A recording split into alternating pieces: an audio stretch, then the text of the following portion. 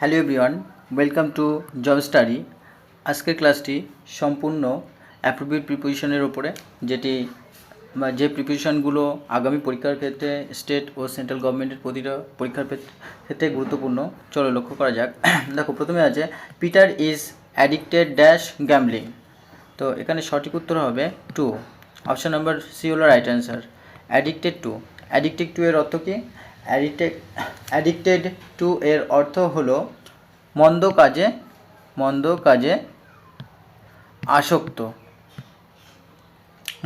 আসক্ত। তাহলে Peter is addicted to gambling, অর্থাৎ পিটার জুয়া খেলায় আসক্ত। Next, the supply is adequate dash my need. আচ্ছা, অ্যাডিকুয়েটের পরে টু বসবে। তো অ্যাডিকুয়েট টু এর অর্থ কি? অ্যাডিকুয়েট টু এর অর্থ হলো পর্যাপ্ত, অর্থাৎ enough.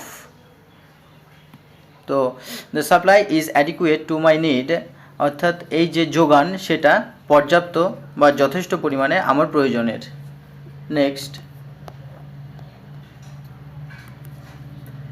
His house is adjacent dash mine. আচ্ছা, তাহলে সঠিক উত্তর কি? সঠিক উত্তর হলো অ্যাডজাসেন্ট টু। আচ্ছা, অ্যাডজাসেন্ট টু এর অর্থ কি? এখানে অপশন নম্বর সি হচ্ছে রাইট অ্যান্সার। অ্যাডজাসেন্ট টু এর অর্থ হলো সংলগ্ন বা সংলগ্ন, যেটাকে আমরা বলতে পারি অ্যাটাচমেন্ট।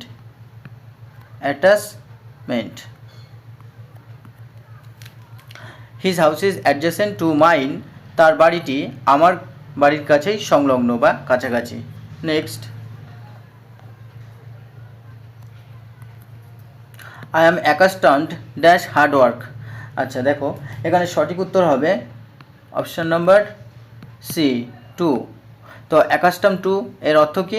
অ্যাকাস্টম টু এর অর্থ হলো অভ্যস্ত, কোনো কিছুতে অভ্যস্ত থাকাকে বলা হয় অ্যাকাস্টম টু, অর্থাৎ ইউজ টু মানে অতীতের কোনো কাজ অভ্যাসগতভাবে করা যেটা। তাহলে I am accustomed to hard work, আমি কঠোর পরিশ্রমের সাথে অভ্যস্ত। Next, the boy seems to be afraid dash snakes. আচ্ছা, এখানে অপশন নম্বর বি হলো রাইট অ্যান্সার, অ্যাফ্রেড অফ। তো অ্যাফ্রেড অফ এর অর্থ হলো ভীত থাকা, ভীত বা ফিয়ার, ভয়। আচ্ছা, the boy seems to be afraid of snakes, ছেলেটিকে দেখে মনে হচ্ছে সে সাপ দেখে ভয় পায়। Next, the weather was not agreeable dash mine. তো এখানে অপশান নাম্বার সি হচ্ছে রাইট অ্যান্সার। তো এগ্রিয়েবল টু এর অর্থ হলো রুচিসম্মত,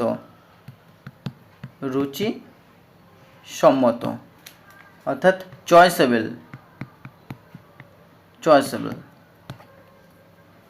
the weather was not agreeable to mine, এই যে ওয়েদার বা আবহাওয়া সেটা আমার রুচিসম্মত ছিল না। Next, he was really alive dash my presence. আচ্ছা, যখন অ্যালাইভ টু ব্যবহার করা হয় তখন এর অর্থ হয় নোন, যেটাকে আমরা জ্ঞাত বা পরিচিত বলতে পারি।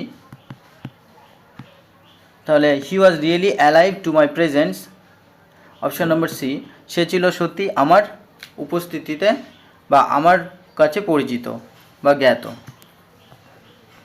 Next, intelligence in wine is alien dash nature. তো এখানে অপশন নাম্বার এ হচ্ছে right answer to. Alien to এর অর্থ হলো বিরোধী, অর্থাৎ অপোজড।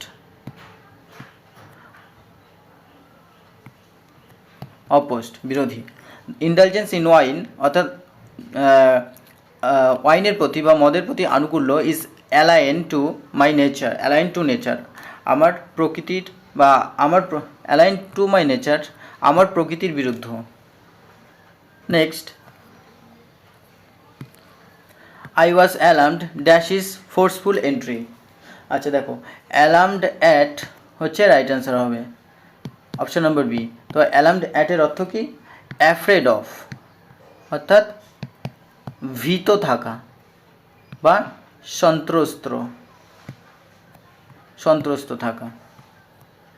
তাহলে দেখো, I was alarmed at his forceful entry, আমি তার বলপূর্বক প্রবেশের প্রতি ভীত ছিলাম বা সন্ত্রস্ত ছিলাম। Next, mother was angry dash me dash my stupidity. আচ্ছা, এখানে দুটি প্রিপোজিশন বসাতে হবে। তো দেখা যাক, মাদার ওয়াজ অ্যাংরি উইথ যখন কোনো ব্যক্তির সাথে বোঝায় তখন অ্যাংরি উইথ ব্যবহার করা হয়। আর তাহলে হট টেম্পার্ড, এখানে হট টেম্পার্ডকে বোঝাচ্ছে, অর্থাৎ উত্তপ্ত বা রাগী কাউকে বোঝাচ্ছে। Mother was angry with me dash my stupidity at my stupidity, আমার নির্বুদ্ধিতার প্রতি। তাহলে এখানে অপশান নাম্বার সি এবং ডি হচ্ছে রাইট অ্যান্সার। তো এই হচ্ছে আজকে খুব গুরুত্বপূর্ণ কিছু অ্যাপ্রোপ্রিয়েট প্রিপোজিশন। আশা করি ক্লাসটি ভালো লেগেছে। যারা চ্যানেলে নতুন তারা অবশ্যই চ্যানেলটিকে সাবস্ক্রাইব করো এবং বন্ধুদের মধ্যে শেয়ার করো। আর যারা আগে থাকতে আছো তারা লাইক, কমেন্ট, শেয়ার করো। থ্যাংক ইউ, এবং নেক্সট ক্লাস আবার তোমাদের দেখা হচ্ছে।